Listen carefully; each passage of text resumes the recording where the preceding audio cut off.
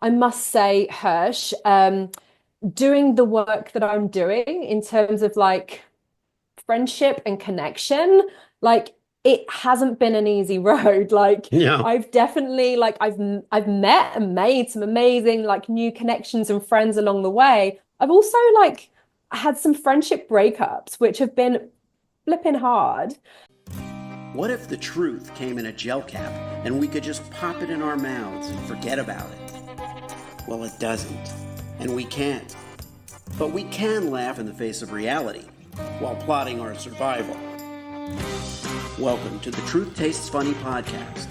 I am your host, Hirsch Redpun. And if my guests can handle the truth, so can you. Open wide, folks. Here it comes.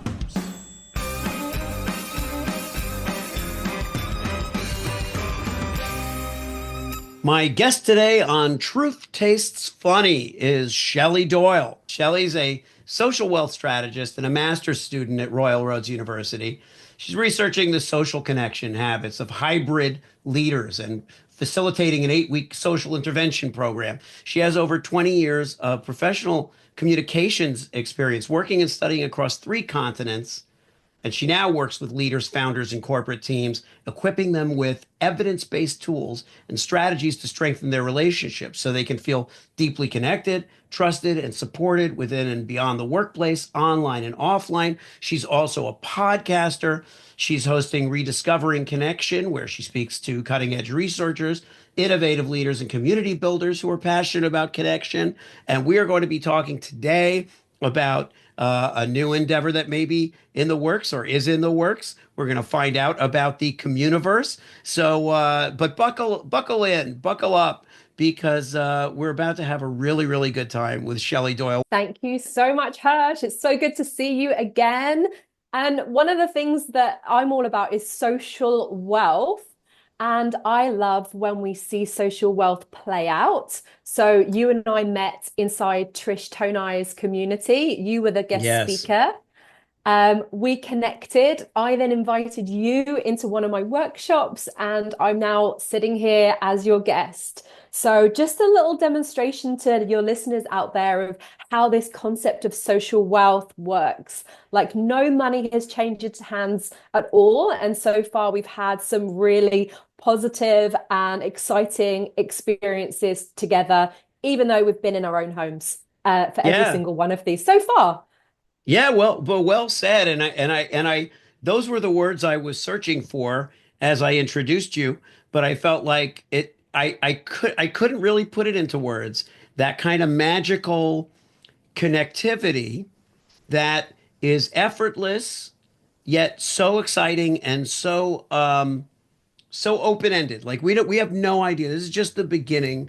We have no idea what we're going to get involved in together, but good people uh tend to attract other good people, and then it just grows and grows from there. But I love that you started with an explanation a little bit of social wealth, because I think the audience could use a little bit of your perspective on what that means and how you came to Yeah. pursue that. Totally. So, for background, I'm a fourth year master's student. So, I've taken the scenic route through this master's program. And what I've realized, and loneliness was a topic that I was really involved in and researching for a while. And then I really just wanted to shift away from that. And because I'm working with kind of leaders and founders, like loneliness, even though research is saying impacts senior executives more than anyone else, like 72% of senior executives. The idea of them putting their hands up and saying, yes, I'm feeling lonely is so unlikely. Like it's not something that we're very happy to admit to. So when I first heard the term social wealth by a researcher named Seth Kaplan, I instantly felt like this body movement. And I was like, oh, yes, like that term, social wealth, that feels so evocative for me. And it feels like something I could get behind. And I know that other leaders are feeling the same. So, what I've come to in my research is kind of seeing social wealth on a continuum where loneliness is on one side. So that's when there's a gap between your social needs and your reality. In the middle is social well-being or social health. And that's when our social needs are met. We're feeling somewhat connected and supported, but there might still be some yearning in terms of the satisfaction of our interactions. So social wealth is really that. It's feeling abundant in our social connections and really that reciprocal value exchange from the interactions that we're having, whether that's online or offline. Yeah, and you made a good point at the outset about, we've done all this from the comfort of our homes or studios, and it and yet we have broken in some way this cycle of loneliness. It's funny that you mentioned that people wouldn't, executives, people in a corporate environment, that loneliness, first of all, even with such a virtual connectivity happening, um, it's possible to feel lonely. We're not lonely just because, as during the pandemic, we didn't see people. It's a different kind of loneliness that has more to do with, I think, how we view ourselves. Do we see Mhm. ourselves as alone? Right? A Does that make hundred sense? percent. Oh, so resonates. And that's it. Like part of my work is mapping. And we start to map and remember who is in our life and the different groups and communities that maybe we're part of today or we have been part of. And then names start popping of, oh, wow, yeah, no, I had a really amazing connection with that person. I've just forgotten about them because they've not been front and center. So through this exercise of mapping, we start to remember that we're kind of at the heart of this almost imagined community around us. And then the question is, how do we want to start inviting these people back in so it feels like they're in our life again? Yeah. An imagined community around us. It's like it is though that we're creating an ecosystem. Um, and I contend that each of us has, whether we've joined masterminds or groups, joining Share Your Stories with Trish and all of that, whatever we've done are still planets in our Hmm. orbit. And so the world is still so big, and we're just making ourselves, big inside of it, I think.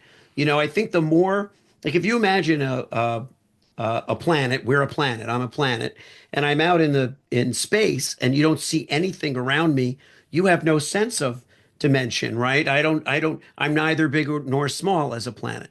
If I start to attach to other planets and they start to bring me into a solar system, now all of a sudden I have relative value and size. So now I can choose to be big, I can be small, I can grow, but you need the other elements in order to do that. That's why I You love need this. connection. Yeah, Yes. it's this term communiverse, which you can share maybe a little bit about that term because it's a wonderful term. Thank you. Yes. So the word came to me probably 3 years ago when I first conceptualized what this could be. I was curious about intentional communities for a while. I actually went and moved into one in 2022 with my partner and two young children, begrudgingly. I really wanted to go. You They didn't didn't. want to take the kids. I, You felt they would be better off just staying where they were. I mean, they were the only children in the community, so that did Oh make well, it yeah. kind of challenging. Um, and it was a 4 month experience. Wouldn't want to go there again, into that environment. And I guess that the problem was for us, it wasn't intentional. Like we didn't get to pick and choose the members. We just joined, and then other people joined. It was a very fast turnover of individuals. So in my idea of the communiverse, it is an intentional community. We don't have to live together, but it's an intentional hybrid community in that we share regular experiences. And whether that's online or offline, or maybe a bit of both, I'm going to be doing a lot of traveling over the course of the next year. So people that decide to join my communiverse, it will be kind of exclusive. It will be invite only, but then the onus is on the invitee. They can join or not join. There's no, and maybe now isn't the right time. So it's going to be gamified. So my hybrid intentional community will run for 22 weeks. So there'll be essentially two cohorts every year. And I'm the people that come into mine, I hope that they would be a really active participant in mine and attend some of these shared experiences. Every week there's going to be A weeks and B weeks. So A weeks there'll be more activity, B weeks there'll be much less activity, but we'll still have things like correspondence hours where we come together as a collective, set an intention, and then we actually like write a letter or write a card to someone outside of this community that we want to still remember. So it's a community for connectedness, but it's also a community to remember ourselves and remember, people outside of the community that we want to be feeling connected with more. I love that piece of it because you think to yourself, like with a cult, for example, somebody gets caught up in a cult. Well, what that's all about is whatever value it's giving to the person who's involved, they're getting disconnected from everything else. And Mm. so they leave their one existence and go into a complete other existence that everybody else that they were connected to can't have, and so Mm. is not allowed. And that can happen without an extreme kind of cultish atmosphere. But what I love about the communiverse is that the idea is we're bonding, let's say, inside there to create something, to grow something, and then sharing it with the people that we care about who may be outside of that experience. And then there, if you think about, I don't remember who said it. I wish I could give credit, but someone said, whose story are you in? Are you in someone else's story, or are you the star of your own story? Be in your own story, and everybody else can kind of participate, but don't get dragged into other people's stories because that Mm. you lose your independence that way. And so in this case, everybody is their own story, but we're able to share and reach out and reach in and reach back. And it really creates a much more full and vibrant and dynamic world, I think. Yeah. First of all, I love that you just went straight to cult. Yeah, well, Hadn't thought of it like that. Maybe I should remark. well, Maybe I I should I'm think not think thinking about the of it like marketing. Shelley. I'm not thinking of it like that. I'm thinking of it as opposed to that, but I'm thinking of the idea of consigning yourself to something would be limiting. If you it's not limiting to engage is the Yeah. No, is is what I'm I saying. love I But love it. I love it but all. we have a lot of cultish atmospheres in our world, and it's like I find that you shouldn't have to give something up to get something from a Mm, community. You should yes. life shouldn't be an either or experience. And in my imagination, I I perceive that those that join, a good handful of those that join mine would be going through the initial 22-week motions thinking, yeah, I could totally hold one of these.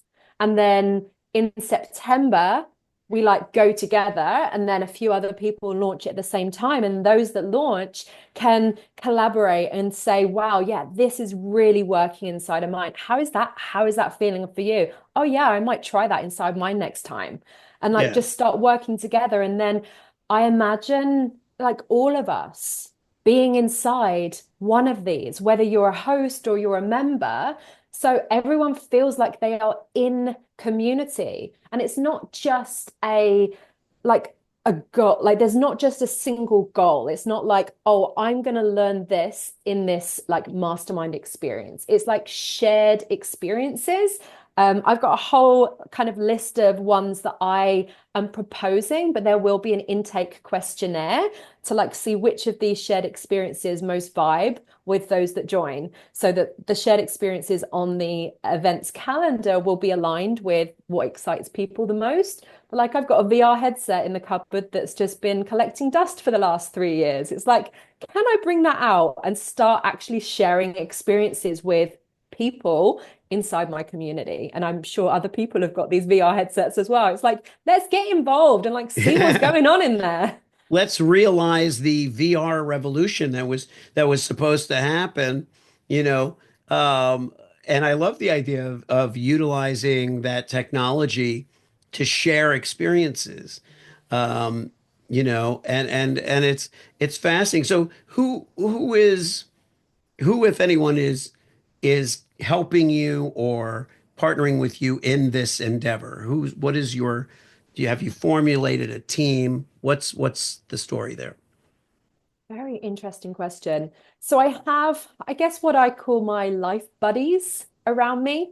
And we kind of just all share each other's, share in each other's journeys and support each other in the way that we give each other some really honest guidance, Yeah. which isn't always easy to receive. And I must say, Hirsch, doing the work that I'm doing in terms of like friendship and connection, like it hasn't been an easy road. Like Yeah. I've definitely like I've met and made some amazing like new connections and friends along the way. I've also like had some friendship breakups which have been flipping hard. Um, and yeah, so I have my supporters around me, some really close connections. Like one of them I studied in Australia with 20 plus years ago, reconnected with her a few years ago as part of my journey to build, I guess, my social wealth and reconnect. So I reconnected with a bunch of girls that I studied with in Australia.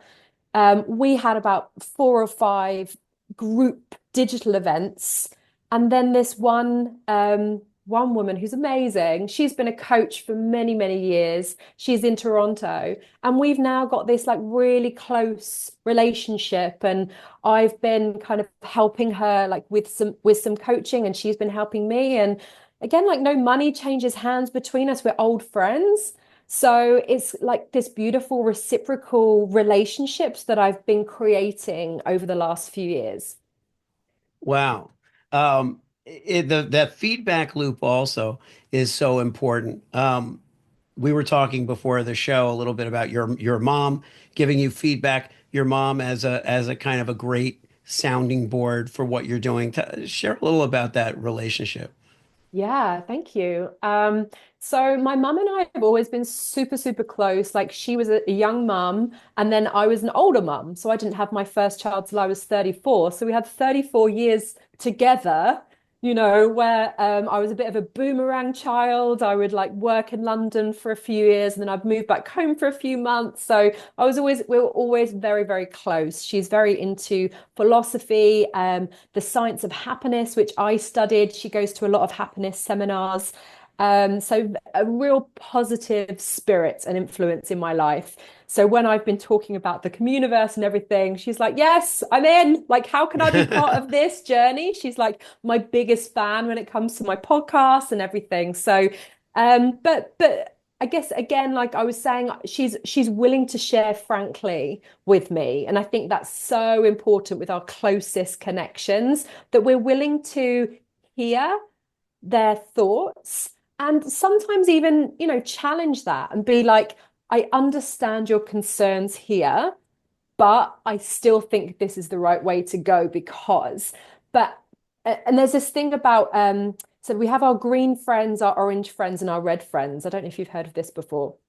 No, but So our green, I believe in extraterrestrial life on Earth, if that's what you're referring to. yeah, Um, that was exactly it. I thought so. So our green friends are ones that everything just feels easy, like conversation just flows easily. You don't have to like self-edit. Our orange friends, we do have to self-edit for. because certain things we know are going to brush them up the wrong way, and we're just having to be quite mindful. Then our red friends are ones that challenge us and yeah, call our bullshit, I guess, if Yeah. you're allowed to say that on here. um and the ones to be wary of are actually the orange friends. So those Mm. that we do find ourselves constantly having to be self-editing for, we're not able to really be our authentic selves with. Yeah. And the red friends are actually vital because we need people that are going to be able to challenge us. And I think there's a lot of people in power today that maybe it's all green, it's all green around them. Like everything's kicking off externally, but all Yeah. they're hearing is the green, right? So there's Yeah. none of the red friends in the room to actually call them out. Well, So it's important. it brings to mind this book. I don't know if can you see the title? Ooh, how to disagree. Love How to it. Disagree, Negotiate Difference in a Divided World by Adam Ferner and Darren Chetty. And this was given to me this holiday season by my wife. And I don't know what she was trying to communicate. No, I think it's an awesome book. Even if she's Yes. wrong, she's wrong. But anyway, no, I'm kidding. Yeah. This is a great but it speaks to that notion of how do we allow and have room for people to have opinions that are different from our own, and especially as you point out, Shelley, when it pertains to what we're doing, are we doing the right thing? I was talking about um, the ability to process criticism and take it constructively. I think people are loath to do that. All right. Well, we had a little some technical difficulties, which I think is apropos in the sense that we were talking about communication, we're talking about being able to receive criticism. Then the connection froze. Where are you? You're in the UK, I gather. No, no, No, you're I'm in on Australia. You're Vancouver Island. Vancouver. You're on Vancouver Vancouver Island. Island. I Yes, assumed from your accent you were on Vancouver Island. no. No, that's right. Um, but we are a bit a ways from one another. So going back to your communiverse concept of, you know, I've been hearing this more and more of people saying, we're going to do some stuff in real life. We're going to be doing some trips. We're going to be doing this and that. And then it'll be, online as a regular thing. And I think that whole nomadic almost lifestyle, because in a way, if you think about it, we're drifting toward a somewhat more nomadic lifestyle. Doesn't mean that our families aren't rooted in one place, but we're traveling a lot. Mm, And I think that is born of this desire to continue to connect with the world. So mm, I was going to ask you, what are some of the experiences that you imagine and envision doing in real life with your communiverse? mm. Thank you for that question. Yeah, really great question. So one of the things is I love the idea of having like a boat rental and then being able to just go out on the boat like every month, say, with the people who are based here, and having that as a regular thing. And it's like not everybody is in a position they want to own a boat. But actually, if we have a community of individuals, then we could go out on it and have a flipping amazing time without any of that admin that goes into ownership, like say once a month. Retreats, again, you mentioned retreats before, and I love the idea of retreats, but making it feel like everyone's contributing. So, everyone can have a think about if they want to bring something or present something or take. So it's so no one's having the big burden of the cost. That's totally like shared. So it makes it like really affordable for all members to come. But also everyone's getting like maximum value because different community members are being able to share their gifts within the Yeah. community. So it will have some structure. Um, other experiences. There's like sound healing here on the island that I've done with a group. I actually had a metaverse meetup group a few years back, so I took them. Um, and yeah, my idea of the metaverse at that point was yes, it's kind of VR and Yeah, yeah. inside, but it's also what meta experiences can we have in the physical world that are actually going to shift things and help us to feel something. Yeah. Yeah. So maybe That's a that's a great little way of flavor. Yeah, that's a great way of putting it, Shelley, also, which is that there's a physical element to the, metaphysical Mm, experience, that we are physically experiencing something that makes us feel something. We're just doing it virtually, right? But yeah. it's a whole other level of experience. There's a fantastic book called Awe by Keltner, who was one of the teachers in my Science of Happiness at Work program at UC Berkeley.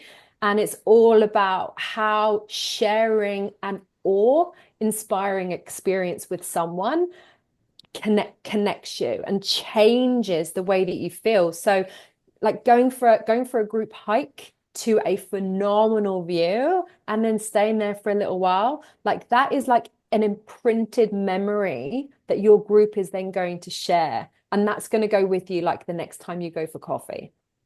Yeah, amazing. Amazing. So what are the next steps? What has to happen? Yeah, okay, thank you. So I have a like an info session I'm going to be running very soon. So my next step is really get the invitations out. And it's something that I've been sat on for so long. And now I'm like, there's been a few times over the last couple of years where I'm like, I've been thinking, I'm going to do this, I'm going to do this. And now I'm like, no, I got to freaking do this. Well, and that's all it takes, really. It's that determination to see something through and make something happen. And I have to ask you about this. I don't know if it's important or not, but that red balloon in the background is something either related to your kids or it's just something you have to tell me what it is. It's just there. This is, It seems intentionally positioned there. yeah. So something that I've been thinking about, there's this concept, and it was actually born through chiropractic groups a while ago, and it's the idea of working with an honesty box. So rather than pricing your services, actually just inviting people to, we have these services that we want to deliver. We have these gifts that we want to deliver. And we don't want price to necessarily be the obstacle for people to come and actually benefit from this if indeed they need our services. So I'm toying with this and I'm about to kind of do a soft launch of what this is in terms of my services. So in my social wealth practice, I work with remote and hybrid leaders, founders, and creators. So they're people who've probably got teams or they've got quite a lot of people around them. And the idea of my work is helping them to kind of bring these people into their life. So yeah, so I'm looking to, this is kind of my launch for this new way of working. Maybe it'll be a trial period and I'll see how it flies, but I'm excited and basically going to have an online clinic where people can come and drop in, and then they'll be invited once they've gone through the initial intake kind of survey and process. They'll then be invited to come to my workshops, my group coachings, and have one-to-one coaching if that's what they want. Oh, wow, that's exciting. That is great. All right, well, I definitely want to have you back on when the communiverse is in full swing and we can kind of look at it from the inside because it's super exciting. Is there, first of all, let the audience know where to find you, but then take us out with a thought for this year. We're still early in the year, kind of a wish for this coming year. Amazing. So come and find me at thecommuniverse.com, or I'm on LinkedIn, Shelley Doyle, or I'm all across social media as the Shelley Doyle. What was the second question, And Hirsch? Sorry. the The wish wish, the for this wish, year. the wish is for connection. So reconnect, reflect, And let's really make 2025 the year of belonging. Thanks so much for tuning into Truth Tastes Funny. If you enjoyed the experience, please leave a 5-star review and share this podcast with your friends.